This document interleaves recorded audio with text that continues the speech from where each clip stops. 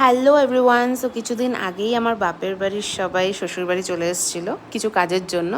তো এত গরম পড়েছিল, আমি তো সবার আগেই একটু ঠান্ডা ঠান্ডা মাজা দিয়ে দিয়েছিলাম আর একটু তরমুজ কেটে দিয়েছিলাম।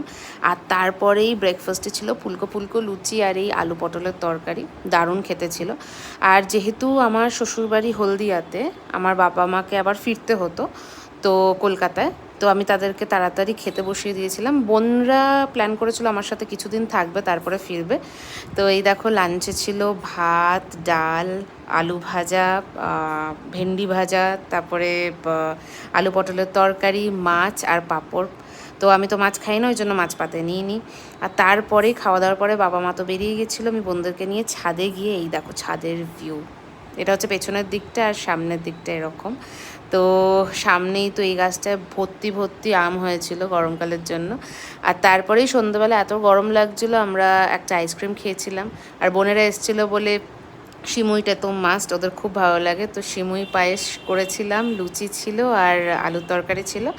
আর হ্যাঁ, এত গরম তো কোল্ড ড্রিঙ্কসটা তো